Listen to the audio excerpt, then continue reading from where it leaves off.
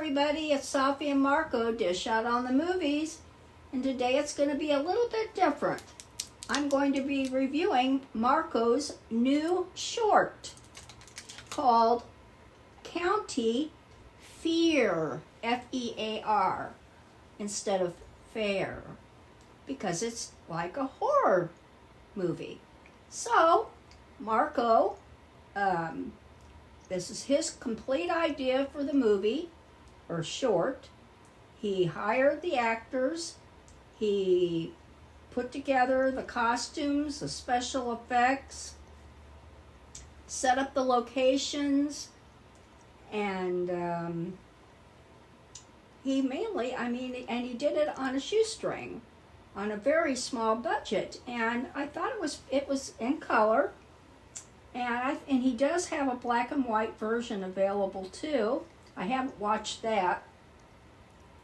So you have a choice of which one you want to watch, or you can watch both. And he'll tell you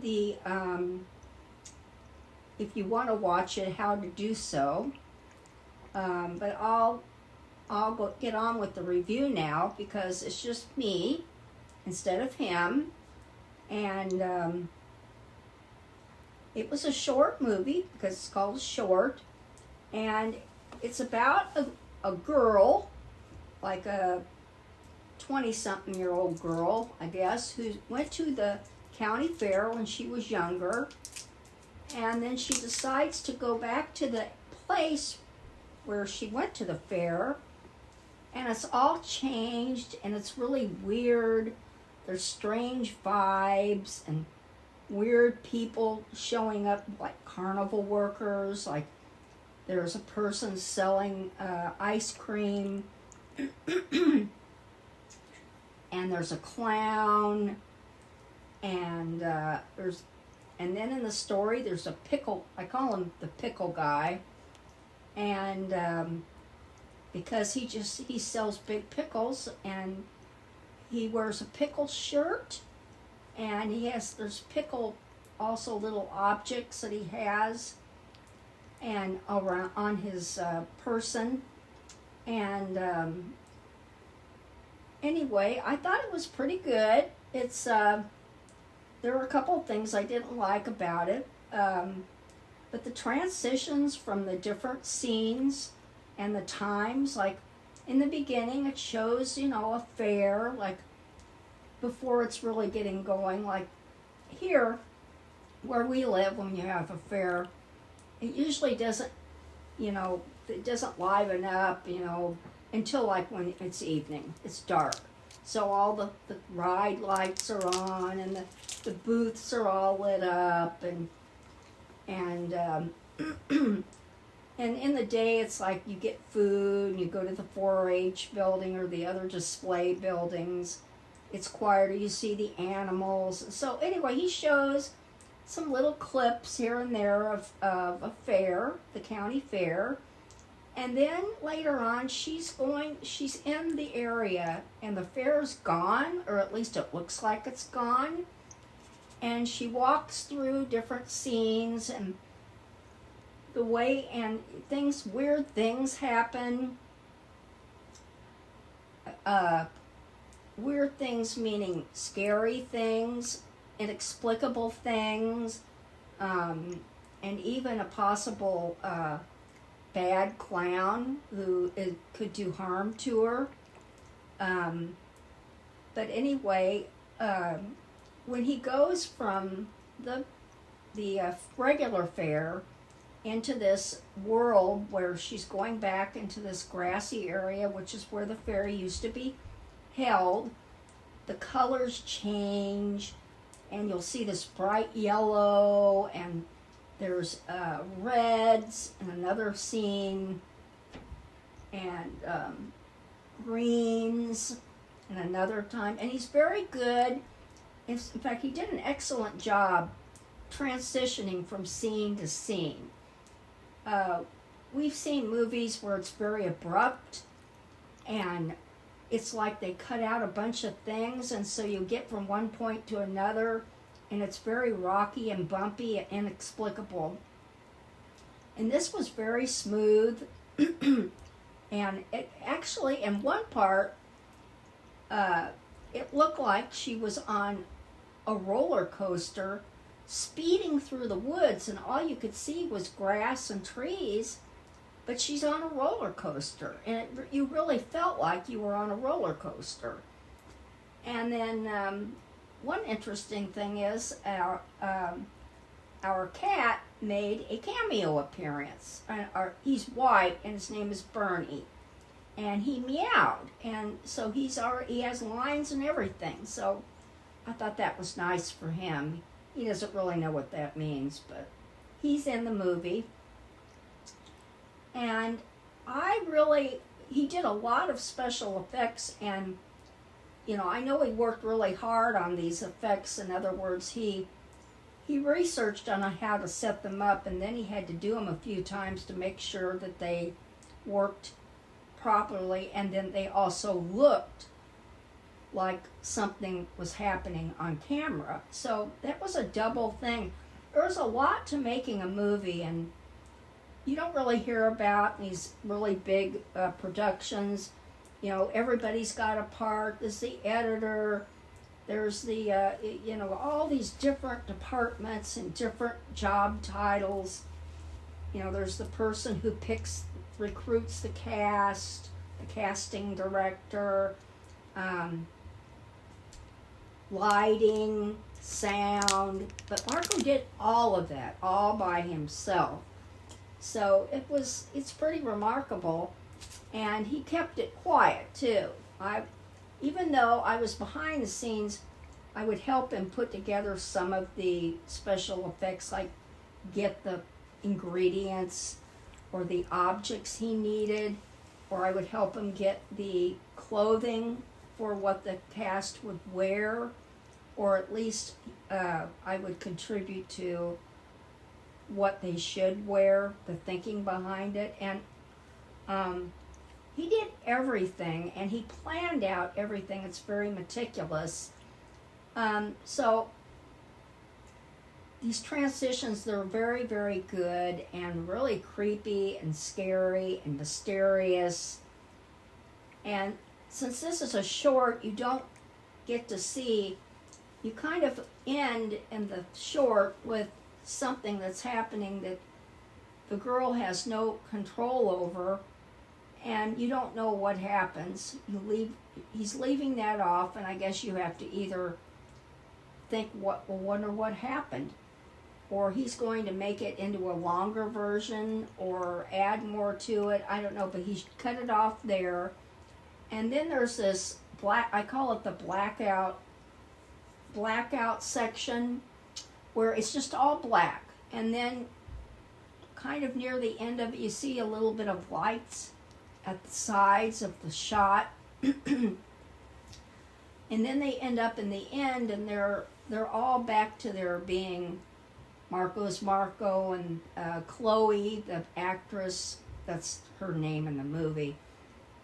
She's got her regular clothes on. Then there's Mr. Pickle Boy, and he has his regular clothes on, and they're down at our clubhouse, and it's sunset, and there's a beautiful light over the fountain and the pond. Yeah, Safi neglected to mention, but she shot a couple of the shots for the ending of the film. But it was weird when I did it. I had to have my back to things, and then I would do it. It was just weird. He made me do it, but I didn't really see what was happening or how it was going to work out. So I was kind of like, even though I did the shots, I was kind of oblivious as to what they would look like in the finished product. So, because I was worried and nervous that I would make a mistake, because it's not really my thing.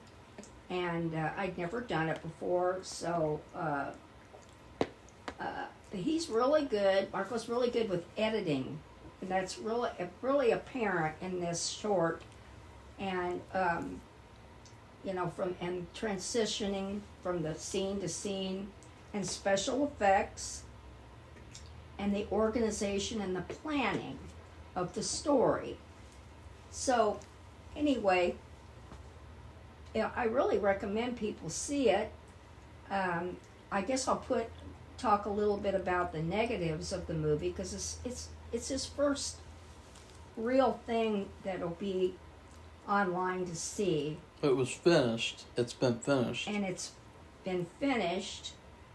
He did have a high school project, but he did not have much control over the outcome of that project, because at the time that it was being done, he got sick and couldn't come to school while they worked on it, and then they made decisions on the process and the outcome without speaking to him. Or it was just a very rushed process, you know. I would say that's one of the things. Safi, go ahead and go get a water if you need it.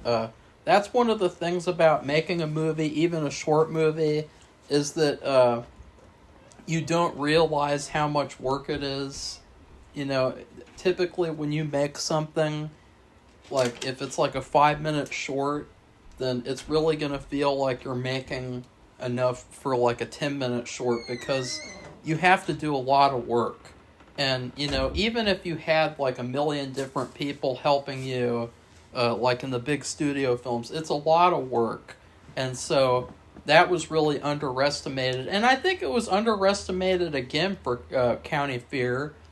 And when I was, you know, making it, I thought, you know, this should really be a feature film. This should not just be a short and need different actors and certain things with that. And so it's all part of the process. So, you know, it will be really interesting to hear Safi's negatives, and then we'll go into a big discussion.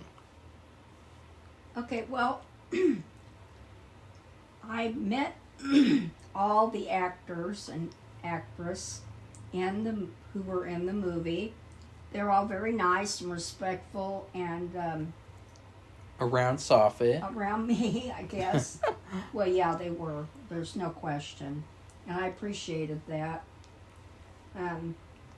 But the girl, the female actress, she did not speak very loudly during the movie. Very quiet. And she did show a range of emotion, so to speak, when she got into trouble. And I mean trouble like something bad might be happening to her. It looked like it could be really bad. And she also was in the roller coaster, and she did have a, you know, like she was in a roller coaster. She had the look of like somebody who was in one. And, but she spoke softly during the whole thing. And sometimes I had a hard time hearing her. Yeah. And now I don't think I have trouble hearing. No. And I have my own earphones. I had them in my ears. They're wireless earphones. So I had control over that, and I still had trouble hearing what she said. And this was a big issue, and it started off as a huge issue on set the first day. And I told her, you know, you need to speak up. You know, you're being very quiet. And she claimed that her reasoning was she thought that in movies you're supposed to talk quietly. Or something like that. Like, just a very strange thing to say. And so, you know, she didn't really get the message. And, you know, I really tried throughout the whole experience to, because I didn't think, there were certain points where you could understand her, but there were a lot of points where she was very, very quiet. And even in editing, you know, she was so quiet, I had to go in there to try to raise the volume of just like her voice. And then for the trailer, she is the only character in the trailer who is not speaking. And that's because I could not find a clip where she talks and you can hear her voice over the music. And I could do that for all the other characters. So, you know, what do you think of that, Safi? I don't understand it. I don't understand her attitude. Yeah. Because I've been in plays, now I know that's different, But when you're and we just went to see a play. It was a murder mystery. And even so, we don't have microphones everywhere. It was a very shot on a very shoestring budget, and it is what it is. And so you have to speak up. You have to be clear. You know, people will complain when they hear a song. They can't understand what the singers are singing. They can't understand the words. And it's because it just gets all lost. They don't enunciate. They don't speak clearly. And it's the same thing with this. It's just, it's not a play, I know. But this isn't a sound stage with all these expensive microphones and whatever else that they use to maybe enhance the sound. You know, the sound engineers. It's a low-key movie, low budget. Well, so you have to speak up. Well, the sound was good. I mean, the microphone that I used does a good job. It's the fact that, like, she spoke very quietly. Well, you can only do so much. Yeah. And I tried. But so that's a little bit of it, but you still, you know, you just have to look at her face. You know, she's in trouble. Yeah. She's worried. She's scared. She's excited. She's, you know, like you look at her range of emotions that she shows on her face, and then you try to hear what you can. And okay, that's one thing. And then the blackout time, which is what I referred to that, and maybe there's a technical term. It was too long. Yeah. And I told Marco that because at first I thought, well, is the movie over? Is that it? And I couldn't believe that because everything, all the transitions from scene to scene, from special effect happening to what happens next, that was all very smooth and very well thought out and planned out, and it showed. Yeah, everything was planned. And now the black screen moment, you know, a lot of people, well, only the people who've seen it have talked about it, but I guess unanimously people didn't understand. And I will just say, everything connects. And so if you really piece everything together and, like, look at all the clues, you can figure out why the black screen moment is there. Now, in hindsight, for the full feature, it'll be different. In fact, it might not even be there at all. I don't know. You know, I don't know yet because I'm not making that right now. I think you'll have to have a pause because you're going from a story that's happening to the post-movie, post-short scene. There's another reason, though, that would make sense why it's there. But again, I can't talk about the reason because then I would give it away. What I could do is I could say the reason to Safi, and then when I edit it, I could just bleep it out. I don't know. Don't do it. Okay. Are you sure? Yeah. You don't want to know the answer? No. Why not? I just don't. I don't want to know it right now. Oh, okay. I want to watch I'm going to watch the black and white version, probably. We have to watch, tonight is Hell's Kitchen. Yeah, it's been unfortunate with the timing the past couple of days, because yesterday was kind of a screwy day, and we did not get to do the review until late. And it was unfortunate because Safi talked a lot about the movie off camera, and it was a really good discussion, but then when she got on camera, it kind of seemed like I was telling her what to say, but I was just, like, reminding her of things that she told me earlier, because I have a really good memory. And so then today, we didn't really get much accomplished today, and so, you know, we did want to do this review, and so it's sad, though, because today I would have had Safi watch the black and white one on the TV screen, because, you know, that'd be fun to see it on the TV, see it on a big TV. Yeah, it's true. I know. Well, that's sad.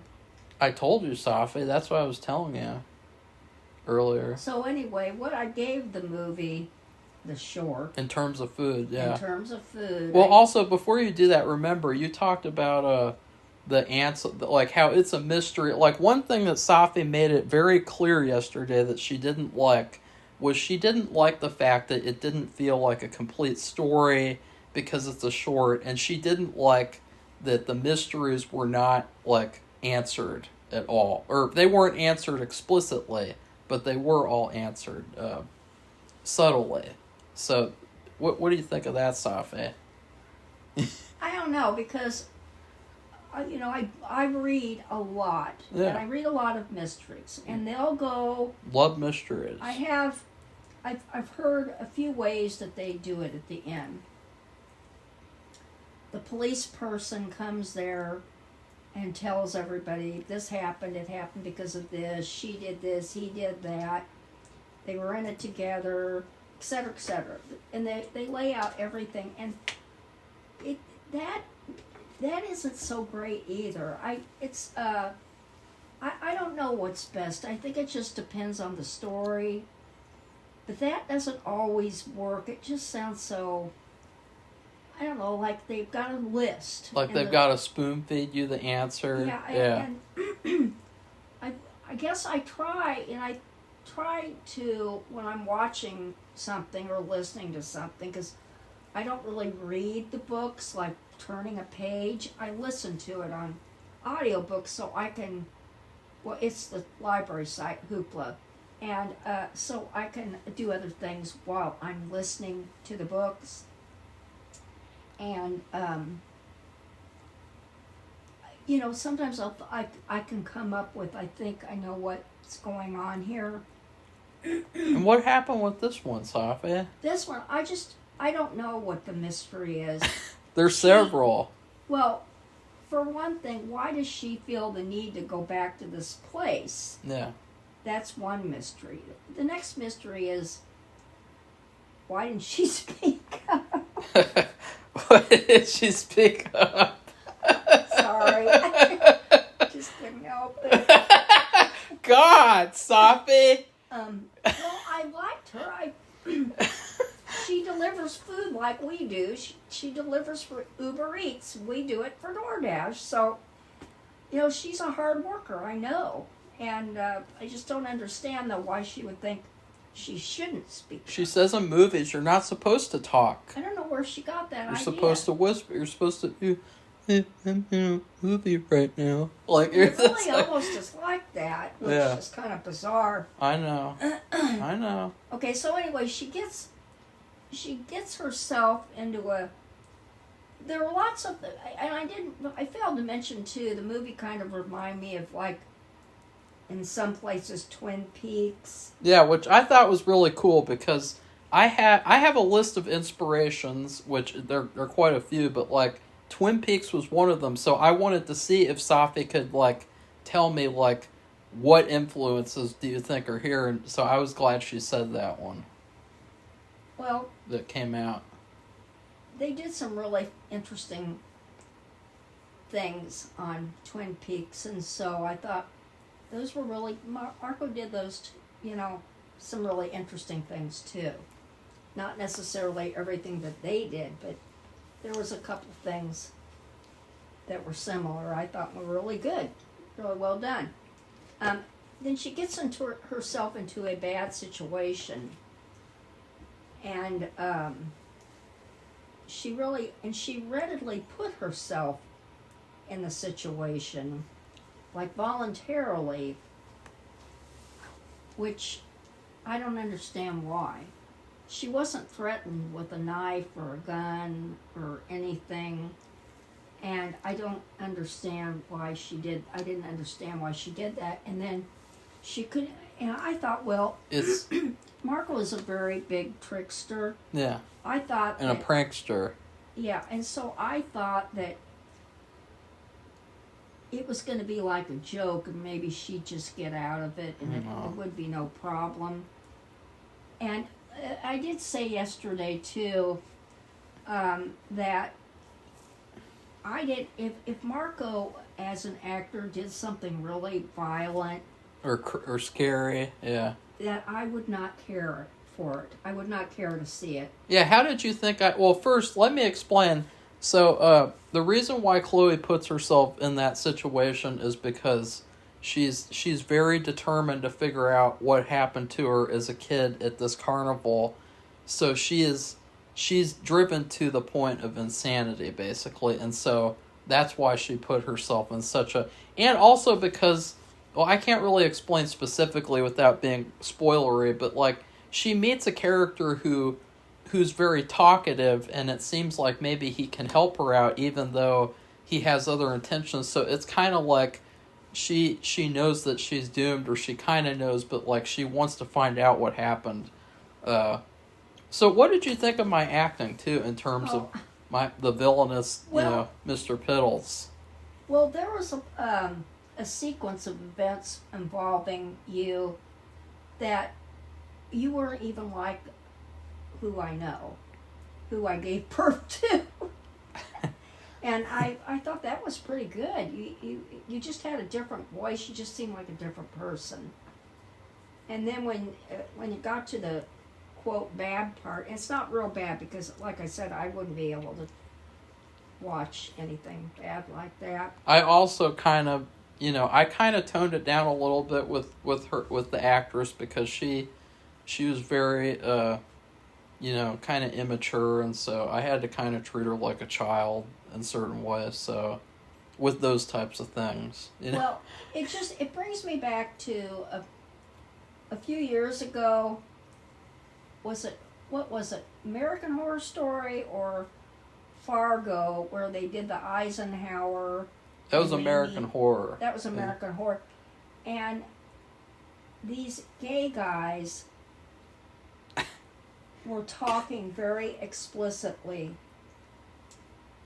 I mean, really explicitly. And they're brand new actors. And I'm thinking they probably had their whole family doing a watch party, which people do, We watch Master Chef, and there's a couple of girls in there that when they were little, they were on the kids' Master Chef, but they were adults, and so they would have watch parties, and all their family and friends would come. And I was thinking, my God, if I was related to that boy, like what was his grandmother, or maybe his mom, or I don't know, I would be mortified. Well, they're playing characters. I know that, but it's uncomfortable. And I was thinking, nothing bad happens, even the words, nothing like that happens. Barely. But I felt like if that did, I would really be bothered by it. I just couldn't watch it. I couldn't deal with it. And I don't know why, but I just couldn't. And it makes me wonder. My husband watches Lifetime movies, and there's a lot of, oh boy, I don't know, beating up women, etc., etc. And that's all acting with them. It did happen in real life to somebody, but these people, it's just, they're acting. But, if I were their family, it might be, I would be uncomfortable with it, I think. I don't know. It's hard to say, but I felt weird, and I can't help it. So I just wanted to say that. Well, that's a good thing, because it means at least I wasn't doing a bad job like Neil Breen or something. Because I mean, you and Safi said too yesterday. She said her big issue with me, like in terms of my acting, was at the end I didn't go far enough, and I wasn't over the top enough in terms of being evil or not. And it's just because I think that the ending part's very rushed, and because I wanted to make it like a short, and I also think I wanted this to kind of be like a practice run for if I did like Goosebumps fan episodes, like if I adapted books into like 40-minute long episodes. So I didn't want it to be too like hardcore, like violent or anything. I wanted it to be more psychological, so. Well, it's good that you explained that. What? So anyway, I gave it a food review of like a pizza that's kind of in the process of becoming the final version. You might have you might have some basic ingredients on it and maybe one topping, but you haven't really finished it because it wasn't finished. I'll just tell you a spoiler, she has handcuffs on because he had them on, and they magically came off. And so I guess that's part of the reason why Marco explained it just a little while ago, but that's why I thought she put them on, because that's kind of like classic person who, it's like, a guy who was, in the, what's that Hannibal Lecter movie where the serial killer says, "Would you help me get this couch in or out of the car?" I can't Buffalo remember. Bill, and he has the and he shoves her in there, and yeah. and she's his potential victim, and and so it's kind of a classic thing, really, for her to have fallen for that, a classic mistake. And well, what I was thinking about in terms of inspiration for that was the movie The Vanishing, where the serial killer takes the guy to find his wife. And so that's because in the original movie, I can't remember what happens in the remake, but like he forces him to drink a drug, and then he says, "I'll take you to see your wife," and he forces him to. Talking about with Kurt Russell. Yeah. Mm. Or no, yeah. I think it was Kiefer Sutherland. Or yeah, no, Kiefer Sutherland. Those were the European. Yeah. That was another thing. But he drugs him, and then he wakes up, and he's in the coffin and everything, and so I wanted it to be like that. It was like so that I guess I should have come across more. But I think that thing really happened. I'm not positive, but I think that thing was based on a true story. Probably. So, I don't even know why I brought that up. But I was just saying, the handcuffs. You don't find in the end, she has the handcuffs on, and you never see her get rid of them. And then you have this, and then after that, you have the blackout, and then you come to the end, and they're back to their post movie selves, having pizza by this really cool area out by our pool with a fire. It's like a gas fire or something, and it was a beautiful sunset and really beautiful lights at the fountain. They'll turn all those fountains off because it's going to be freezing, and they'll freeze up and get rain. So. Yeah, so a big thing that I tried to do was, now these modern movies, they're very ugly, they're very dull, there's no color in the movies anymore, and so with all of my movies, I'm not going to be like that. I'm going to put all the color in it and more. And there was sunset, so there was pink, some purples in the sky. It was a really beautiful shot. Yeah. So anyway, that's it. So that's why I said it's kind of like a work in progress, because you don't see her getting rid of the handcuffs, and then you have that black-eyed time, and then you see her. Oh, there she is, having pizza with Marco by the fire, the fake fire. And you also which is on all year too, which they you can use it all year long apparently. What'd you think about the title too? I like the title a lot. Now, I wrote for the newspaper, and that was and I've heard for even authors writing books, the title can be a huge source of contention, because usually they do not, of course this is Marco's project, but they don't usually let authors or even newspaper writers have their own title, and I've seen what can happen when you don't let. I had some stupid, oh God, I'll never forget, but on one of my articles, a terrible title. We'll talk about it. What was Well, it was. What was it? it was about a book club meetings at the bookstore down the street, and so I talked about book clubs, and the title of it was "Get Clubbed by a Book." It's a Oh, horrible title. get clubbed by a book. I'm so embarrassed. Ugh. That was my article. I wrote for the paper. I did all this work for like a few years, and I really, I don't know why she did that. So I it's- just don't know. She was. it's I had like a- female editor. Uh-oh. It's like a date rapist book club because you get knocked out and then they torture you or It was something? just like there might have been They club you with a mystery book? club. There might have been a cooking club. All these regular book clubs. Why did they club you with the book I then? don't know. I thought that was the worst title in the world. And I really, we were friends, but I said, look, I really hate that title. Why did you do that?